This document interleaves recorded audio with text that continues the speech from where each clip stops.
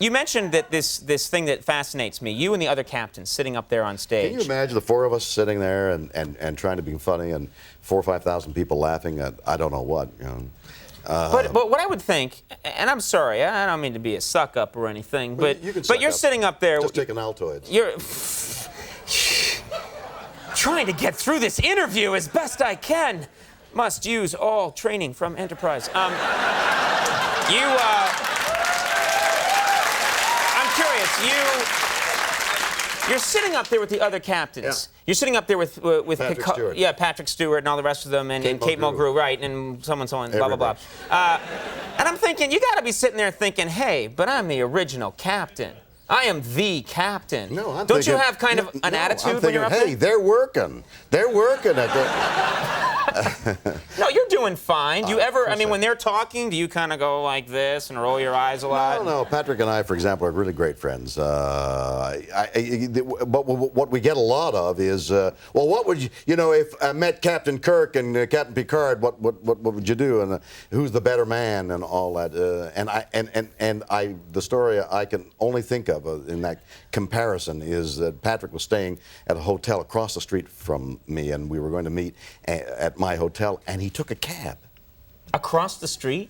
In Las Vegas, the streets are fairly wide. Yeah. And he was staying at, so he took a cab. I don't know. So the cab driver said, "Where do you want to go?" He said, "Across the street." And the cab driver said, "Get out of my car. Get out of my cab." He says, "I will not." He says, "You will so." "I will not." So the cab driver came out and dragged him out of the car. Mm-hmm. And said, "Now, oh, you're Captain Picard." So he said, "Yes, I am." He said, "Oh, well, I'm lucky, because if it was Captain Kirk, I'd really be in trouble." And that was... So you're the better man. Always. If you two, I'm not suggesting you do No, this. don't suggest that. Okay, I'm just saying that if the two of you actually fought each other in a cage match, Yes. and you charge money on cable, Yeah. and you said it's Picard, Kirk, and who, you know, only one gets out alive, right. I think everybody in America would tune in to see that, and you'd make a lot of money. And yeah, but I'm against killing, and I don't want him to die now. Very arrogant man. There was a period in your life, it's all joking around, kidding. It's always nice when you come. We have a good time. We keep it light. There was a period after Star Trek was canceled where you seriously had no money.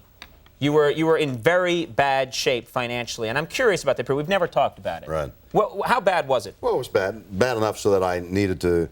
I went on tour in the Straw Hat Circuit with a truck and a cab over the truck. You know, the thing you put in a truck that little. Well, you know, the thing you put on the back bed of a truck, the little housing. They call that the George Michael. Yeah. The George Michael on the bed yeah. of the truck. No, you're talking about yeah, okay, I gotcha. The little trailer. Right, the trailer. So that whenever I came to a theater, I would take it off the bed of the truck, and it stands on 4 legs. Mm-hmm. And when it's standing on 4 legs, it looks like the moon lander, you know? Right. So I'm in the theater and living in the moon lander, and then loaded up and off I'd go. So you were living out of this thing, literally. Yeah. And weird things would happen to me as a result of living in a moon. Early one morning on the little moon lander. Yeah. And it's a kid. This was some years ago, when the shots to the moon were going on. Kid says, I said, "What do you want?" He says, "Are you Captain Kirk?" And I said, "Well, you know, yeah." Is this your? I play Captain Kirk, but it's a long story. Yeah. Is this your rocket ship? Uh-huh. And I said, "Well, yes, it is." Meanwhile, you have like 5 o'clock shadow. What are you talking Your about? hair's all crazy. So he says, "Can I come in?" So he's like, "Come on in." So I show him the shower. And I said, "There's the transportation room, you know." and the stove was with the signals and all that. Uh-huh. So there's a kid. There's a 25-year-old young man walking around thinking he was in Captain Kirk's spaceship. I think there's a 25-year-old kid walking around thinking, like, that guy's crazy. I saw him later. He was wearing an ant head. Spectre is in bookstores right now everywhere. Also, folks, check out WilliamShatner.com. I'm guessing that's computer related. And our crude technology, it must seem silly to you. And finally, It's a big deal here on the Earth. And also the official Star Trek collectible phone cards. Look at those, huh? There you are. AT&T, a prepaid telephone card. And you use these yourself? Oh, of course. They're good for college kids, everything, you know. And I'm going to college. Are you going to make money off this? I don't think so. You're doing it out of the goodness of your heart, I'm sure. Well, so far, it's not so good, but...